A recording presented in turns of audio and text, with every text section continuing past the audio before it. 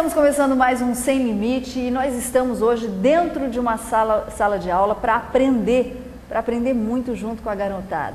A gente está recebendo aqui o Dr. Williams Ramos, que é ebiatra, especialista no comportamento dos adolescentes e também na saúde dos adolescentes.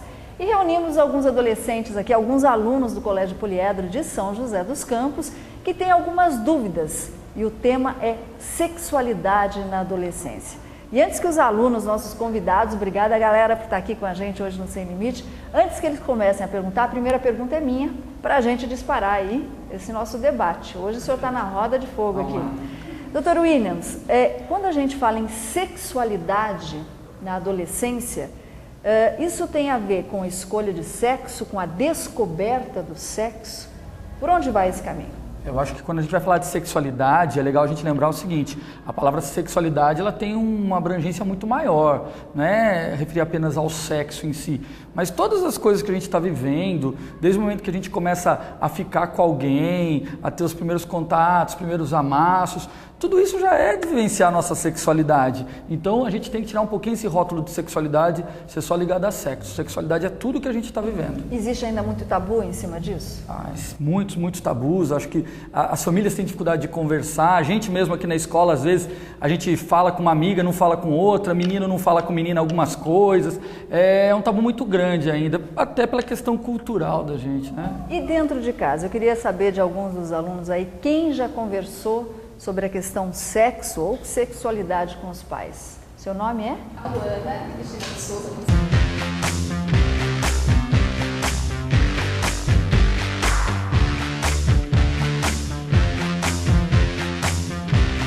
Na minha família, a minha mãe, ela conversa muito comigo sobre tudo, assim. Ela me leva sempre no ginecologista e fala, Alana, quando você achar que você está preparada, você me avisa, eu te levo no médico, você já se cuida, toma um remédio, pra não correr nada, né? Pra você se prevenir, pra não pegar doença. Ela me explica, ela é muito aberta comigo. E ela sempre que eu tenho qualquer tipo de dúvida, ela tira. E tem gente da minha sala, da escola, que vem falando, nossa, falando não sei o que lá, tirar dúvida. Aí eu falo, nossa, vou ficar minha mãe, peraí. Porque não tem essa abertura dentro de casa, entendeu? Eu tive sorte, muita sorte com a minha família, mas não é todo mundo que tem esse tipo de abertura. Isso é legal, doutor? Não, isso é o mais importante, porque na verdade, a gente às vezes quando fica falando conversinha no corredor, só amigo com amiga, a gente às vezes não tem uma informação tão correta. Pelo menos com os nossos pais, eles já têm como buscar uma informação mais adequada pra gente, o que está certo, o que está errado. E quando tem essa abertura dentro de casa, é a melhor coisa, porque a gente tem segurança, né? A gente consegue falar, é muito mais fácil às vezes eu tentar me abrir com alguém que eu já conheço a vida inteira, desde que eu nasci, do que com alguém que é desconhecido. Quer dizer, deveria ser. Às vezes agora, não doutor Williams, e aqui, quem tem dificuldade em conversar com os pais? Qual que é o seu nome? Meu nome é Anupa. Anupa?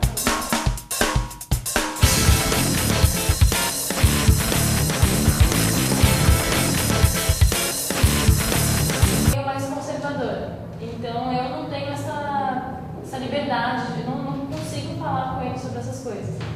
Eu acho que muita gente passa pelo que eu passo, só que eu tenho sorte que eu tenho irmãs mais velhas que já entendem mais sobre o assunto.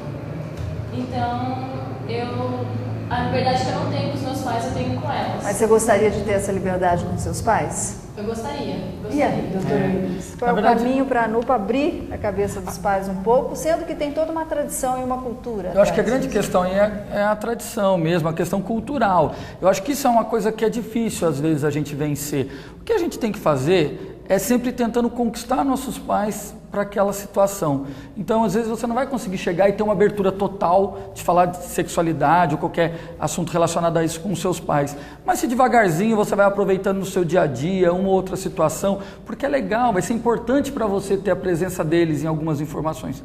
Claro, para eles, se for muito difícil para eles isso daí, mas que pelo menos eles entendam que um ou outro momento é legal dividir com você, que estejam te estimulando a conversar, de repente com as suas irmãs mais velhas, ou às vezes tem alguma tia, alguém dentro da família, do círculo de amizades que pode estar presente. Mas eu acho que se os seus pais começarem devagarzinho a ter uma pequena abertura, não para aceitar todas as conversas, porque a questão cultural é muito forte, eu acho que de aos poucos ajuda. É a gente aproveitar os momentos. Às vezes não tem uns pais igual a mãe da Cauana que está falando que conversa sobre tudo, mas de repente assim, a gente vai conquistando, vai aproveitando uma situação do dia a dia, as amigas, como que é essa conversa e vamos abrindo espaço. Aquele capítulo de novela com um beijinho mais caliente, de repente comentar sobre isso, é um princípio? É uma abertura, né? Qualquer situação. Esse programa é uma oportunidade, todo mundo que está assistindo tem que aproveitar as oportunidades que são oferecidas para discutir.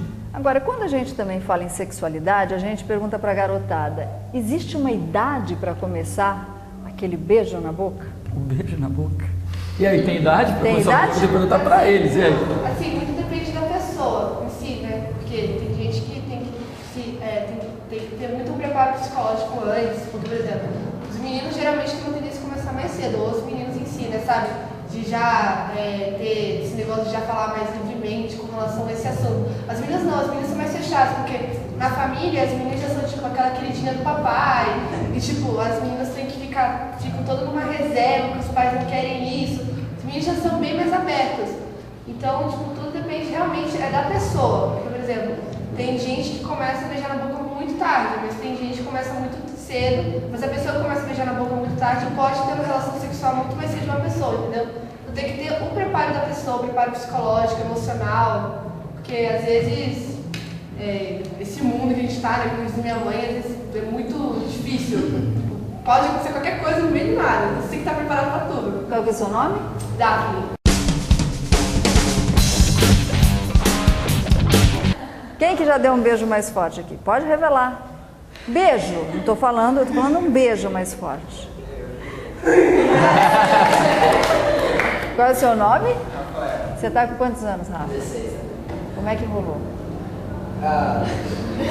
Assim, não sei, eu comecei a gostar de uma pessoa e tal, e aí me tornei amiga dela, e aí a gente começou a conversar e tal, e a gente começou a namorar depois de um tempo. Aí foram 8 meses de namoro e tal, mas aí... Você está falando de beijar na boca, parece uma coisa tão simples, aí sai fazendo aquela competição, quem beija mais na boca, no dia seguinte você está arrependido, ai meu Deus, não valeu a pena. Agora, quando você já está tendo mais intimidade com alguém, é legal você tentar medir um pouquinho também, né? Às vezes o seu tempo é diferente do tempo da pessoa, os meninos às vezes acham que sempre estão preparados, né? As meninas às vezes querem esperar um pouquinho mais. Mas eu acho que o casal tem que conversar. Então, quanto mais a gente fala disso, conversar sobre sexualidade, não é estimular ninguém a fazer. Tanto para os pais falarem com vocês, como vocês entre si. Quanto mais vocês falam, vocês estão podendo o quê? Trocar ideias, um conhecer melhor o outro. Você que namorou 8 meses, saber como ela pensa, o que ela acha disso, quais são os valores dela, em vez de repente você só ficar forçando a barra porque você quer. Então acho que o principal é isso, é conversar sempre porque o momento certo não tem. A questão é lembrar de prevenção sempre, isso é o principal. É isso que a gente vai falar daqui a pouquinho, a questão da prevenção e a questão da escolha também. Muitas vezes a menina gosta de menina e muitas vezes o menino gosta de menino. Como é que esses adolescentes podem encarar os pais e principalmente os amigos para não sofrerem preconceitos? Fica aí, Sem Limite volta já já.